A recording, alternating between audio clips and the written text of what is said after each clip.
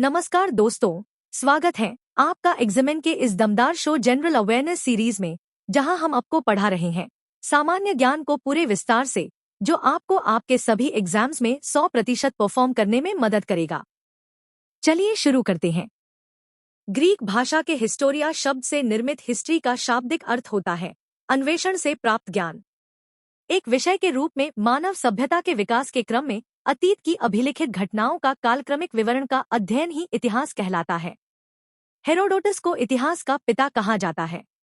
इन्होंने 5वीं सदी ईसा पूर्व में हिस्टोरिका नामक पुस्तक की रचना की है।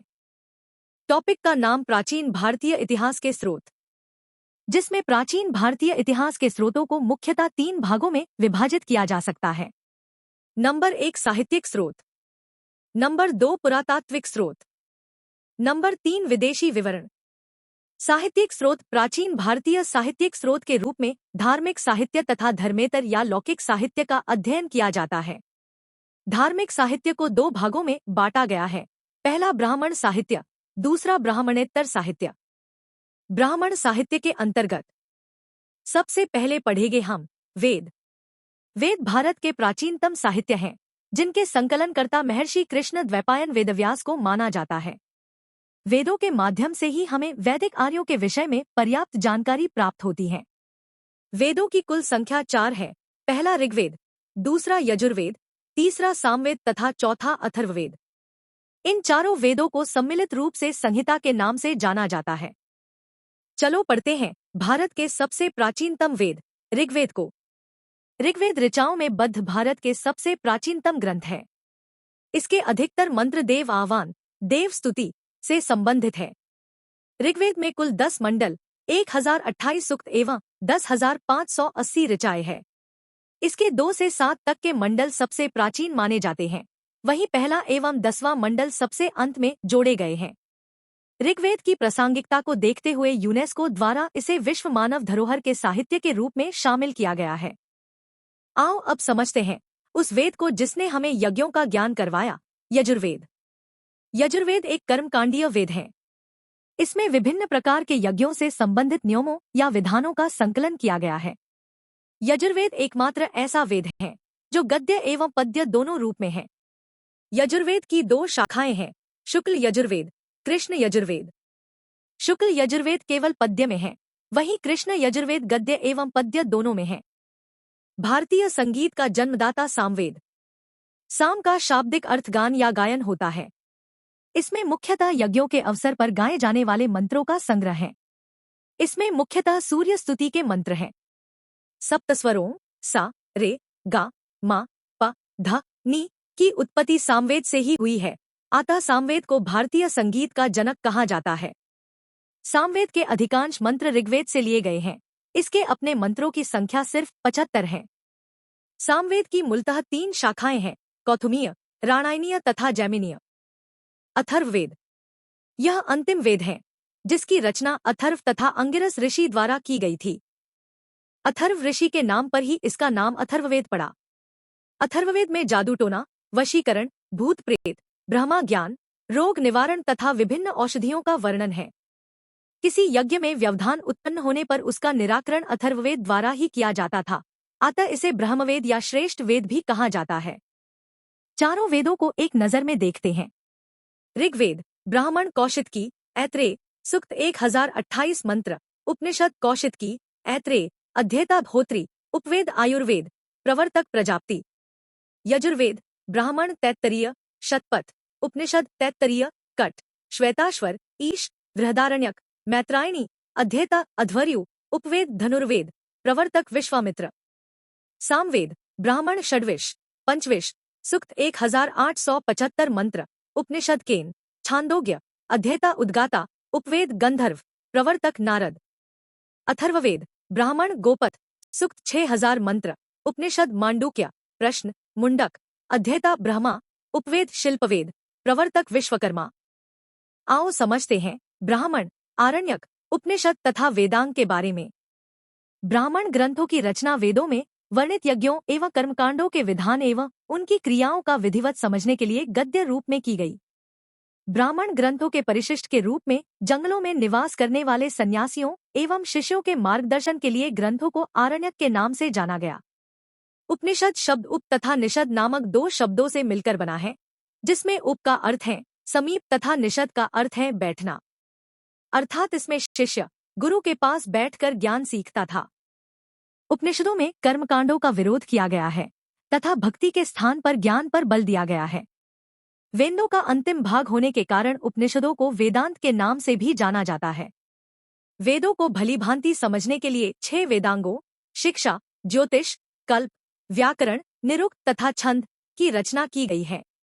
अगला टॉपिक होगा महाकाव्य। महाभारत तथा रामायण 2 महत्वपूर्ण महाकाव्य है। इन दोनों को आर्ष महाकाव्य के नाम से भी जाना जाता है। रामायण के रचयिता महर्षि वाल्मीकि थे। इसका अंतिम संकलन 400 ईसा के आसपास हुआ। इसे भारत का आदि महाकाव्य माना जाता है। चोल शासक कुलोत्तुंग तृतीय के दरबारी कवि कंबन द्वारा रामायण का तमिल भाषा में अनुवाद किया गया था। महाभारत का संकलनकर्ता वेदव्यास को माना जाता है। प्रारंभ में इसमें केवल 8800 श्लोक थे। तब इसे जय संहिता भी कहा जाता था, जिसका अर्थ होता है विजय संबंधी संग्रह। महाभारत विश्व का सबसे बड़ा महाकाव्य है। वर्तमान समय में इसमें 1 लाख श्लोक हैं, इसलिए इसे शतसाहस्री संहिता भी कहा जाता है। टॉपिक का नाम स्मृतियां एवं पुराण। स्मृतियां हिंदू धर्म की कानूनी ग्रंथ मानी जाती है। विष्णु स्मृति को छोड़कर शेष सभी स्मृतियां पद्य में लिखी गई है। स्मृतियां में मनुस्मृति को सबसे प्राचीन एवं सबसे प्रामाणिक माना जाता है। इसमें स्त्रियों को वेदाध्ययन का अधिकार नहीं दिया जाता है। याज्ञवल्क्य स्मृति, नारद स्मृति तथा विष्णु स्मृति इत्यादि प्रमुख स्मृतियां हैं। देवल स्मृति एक पूर्व मध्यकालीन स्मृति ग्रंथ है, जिसमें उन हिंदुओं का पुनः हिंदू धर्म में शामिल करने का विधान प्राप्त होता है जिन्होंने मुस्लिम धर्म अपना लिया था। प्राचीन भारतीय इतिहास का सर्वप्रथम क्रमबद्ध वर्णन पुराणों से प्राप्त होता है। पुराणों के रचयिता अथवा संकलनकर्ता लोमहर्ष तथा उनके पुत्र उग्रश्रवा को माना जाता है। पुराणों की कुल संख्या 18 है, जिसमें मत्स्य पुराण को सबसे प्राचीन माना जाता है। धार्मिक साहित्य में हम पढ़ेंगे दूसरा भाग ब्राह्मणेतर साहित्य। इसके अंतर्गत सर्वप्रथम हम पढ़ते हैं बौद्ध साहित्य। बौद्ध साहित्यिक ग्रंथों में त्रिपिटक का स्थान सर्वोपरि है, जिसमें बुद्ध की शिक्षाओं का संकलन है। सुत्त पिटक, विनय पिटक तथा अभिधम्म पिटक को सम्मिलित रूप से त्रिपिटक कहते हैं। पहला सुत्त पिटक। सुत्त का शाब्दिक अर्थ होता है धर्मोपदेश। यह सभी पिटकों में बृहत्तम है। इसे दीर्घ, मध्यम, संयुक्त, अंगुत्तर तथा खुद्दक नामक 5 निकायों में विभाजित किया गया है। इसके संकलनकर्ता आनंद है। इसमें बुद्ध के उपदेशों व संवादों का संकलन है। दूसरा विनय पिटक। यह सभी पिटकों में लघुत्तम है। इसे सुत्त विभंग, खंदक तथा परिवार में विभाजित किया गया है। इसके संकलनकर्ता उपाली है। इसमें बौद्ध संघ के आचार विचार, नियम निषेध का संकलन किया गया है। तीसरा अभिधम्म पिटक। इसके संकलनकर्ता मोग्गलीपुत्ततिस हैं। इसमें बुद्ध के आध्यात्मिक व दार्शनिक विचारों का संकलन किया गया है। त्रिपिटक के अतिरिक्त मिलिंदपन्हो, दीपवंश, महावंश, जातक कथाएं तथा महावस्तु पाली भाषा में लिखे गए कुछ अन्य बौद्ध ग्रंथ है। हीनयान संप्रदाय का प्रमुख ग्रंथ कथावस्तु है। महायान से जुड़े साहित्य को वैपुल्य सूत्र कहा जाता है। इसमें ललित विस्तार नामक ग्रंथ प्रमुख है, जिसे बुद्ध की जीवनी भी कहा जाता है। अगला टॉपिक का नाम जैन साहित्य। जैन ग्रंथ की रचना प्राकृत भाषा में हुई थी। जैन ग्रंथों में परिशिष्ट पर्व, भद्रबाहु चरित, आवश्यक सूत्र, आचारांग सूत्र, कालिका पुराण आदि प्रमुख हैं। इनमें अनेक ऐतिहासिक घटनाओं की सूचना मिलती है। जैन साहित्य को आगम कहा जाता है। इसमें 12 अंग, 12 उपांग, 10 प्रकीर्ण, 6 छंद सूत्र, 4 मूल सूत्र, 1 नंदी सूत्र एवं 1 अनुयोगद्वार है। जैन धर्म के प्राचीनतम साहित्य पूर्व कहलाते थे, जिनकी कुल संख्या 14 थी। जैन ग्रंथ आचारंग सूत्र से जैन भिक्षुओं द्वारा पालन किए जाने वाले नियमों का वर्णन प्राप्त होता है। भद्रबाहु द्वारा रचित कल्पसूत्र से हमें जैन धर्म के प्रारंभिक इतिहास के संबंध में जानकारी प्राप्त होती है। चलिए अब धर्मेत्तर या लौकिक साहित्य को पढ़ते हैं। अर्थशास्त्र के रचनाकार कौटिल्य, अष्टाध्यायी के रचनाकार पाणिनि, कथासृत सागर के रचनाकार सोमदेव, बृहत कथामंजरी के रचनाकार क्षेमेंद्र, नीतिसार के रचनाकार कामंदक, हर्षचरित के रचनाकार बाणभट्ट, रामचरितम के रचनाकार संध्याकर नंदी, पृथ्वीराज रासो के रचनाकार चंदर बरदई, राजतंत्रगिणी के रचनाकार कल्हण।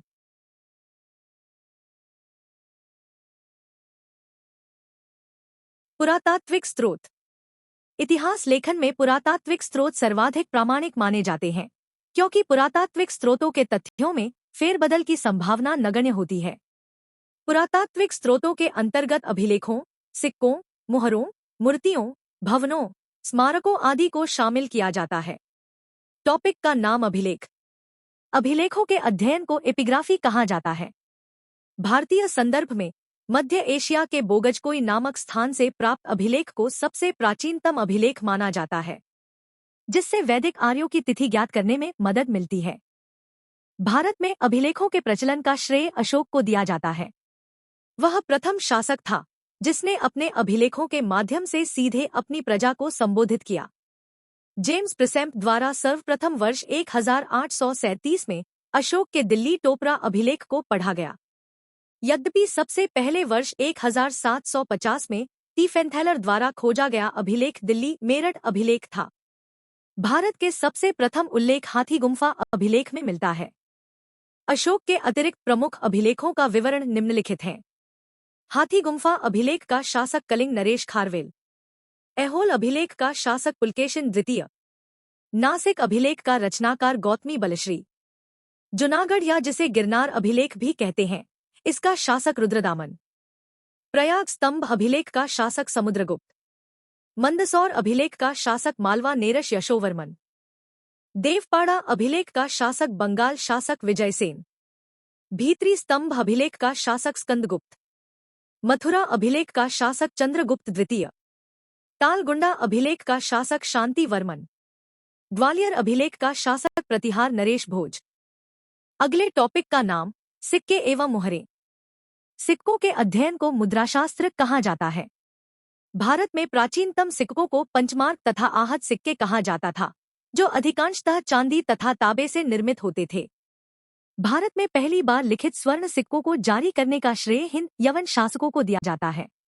इन सिक्कों से 40 से अधिक शासकों के बारे में पता चलता है, जिन्होंने भारत में अनेक स्थानों पर शासन किया था। सर्वाधिक सिक्के मौर्योत्तर काल में बनाए गए तथा सीसे के बने सिक्कों का प्रचलन सर्वप्रथम सातवाहनों द्वारा किया गया। सर्वप्रथम सिक्कों पर लेख लिखने का कार्य यवनों ने किया था। अवशेषों से प्राप्त मुहरों से प्राचीन भारत के व्यापारिक, धार्मिक तथा आर्थिक जीवन के बारे में पर्याप्त जानकारी मिलती है। मुहरों के द्वारा भी हड़प्पा सभ्यता के बारे में पर्याप्त जानकारी प्राप्त होती है। अगले टॉपिक का नाम स्मारक एवं भवन।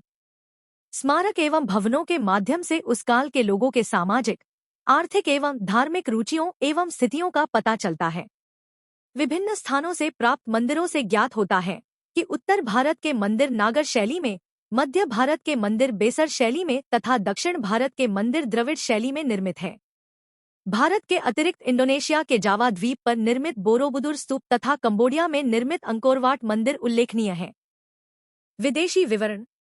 भारत में आने वाले विदेशी यात्रियों एवं लेखकों के विवरण से भी हमें भारतीय इतिहास को जानने में पर्याप्त सहायता मिलती है, जिसमें हम सबसे पहले यूनानी एवं रोमन लेखकों के बारे में जानेंगे।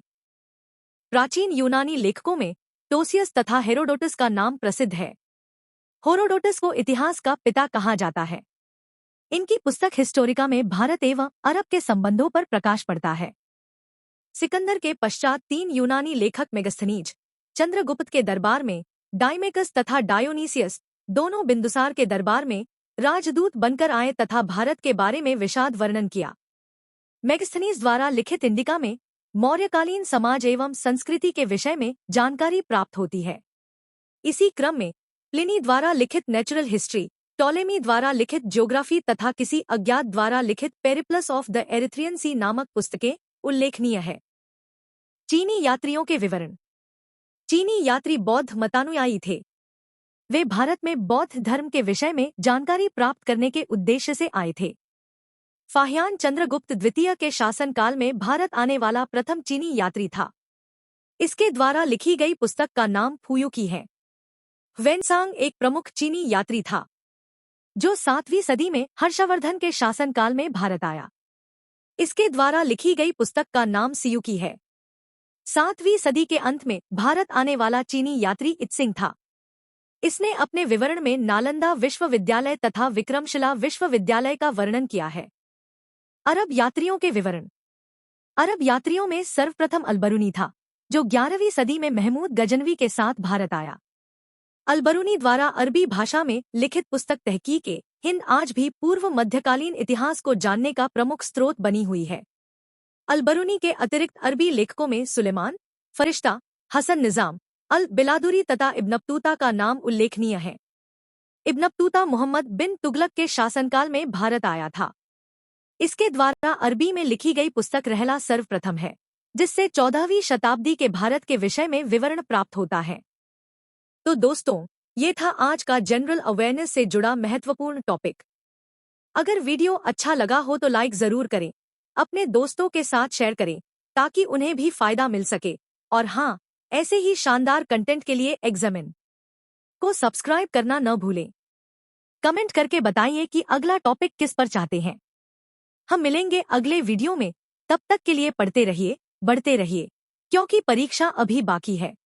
धन्यवाद।